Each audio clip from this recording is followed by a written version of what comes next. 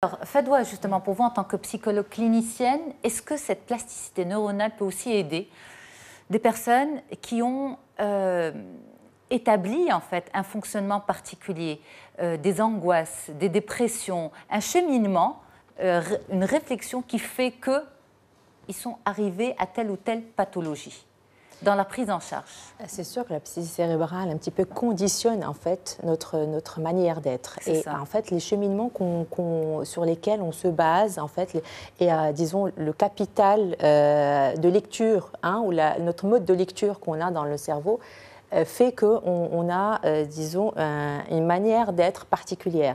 Et bien sûr, en thérapie, qu'est-ce qu'on fait? On essaie de détourner ces cheminements, de les changer, de leur apporter une autre manière de voir les choses. Et c'est sûr que, bien sûr, la plasticité cérébrale opère même dans les troubles psychoaffectifs ou psychologiques en général, comme la dépression, l'angoisse et l'anxiété. C'est ça ce qu'on appelle, ce qu'on entend souvent, l'ancrage? L'ancrage aussi, il y a la thérapie cognitivo-comportementale, d'accord. Elle se base généralement sur ça, c'est-à-dire elle apporte, disons, un changement de vision par rapport aux habitudes, d'accord. Oui. Parce que normalement, la personne, qu'est-ce qu'elle fait? Dépendamment des expériences répétitives, ça crée des sillons dans le cerveau, d'accord. De nouveau aussi. Exactement, des canevas comme des schémas. Ça s'appelle la thérapie des schémas, c'est-à-dire chaque personne va avec des schémas particuliers. Et en thérapie, on essaye de changer ces schémas-là pour pouvoir leur donner, les apaiser au niveau émotionnel. Donc, lorsque certains spécialistes nous disent « répétez-vous au réveil, je vais bien, tout va bien », ce n'est pas n'importe quoi. Ou comme vous êtes belle, oui, ça crée des ancrages positifs au niveau du cerveau. Et donc, bien sûr que c'est important. Ce n'est pas n'importe quoi. C'est pas n'importe quoi. Ce n'est pas n'importe quoi.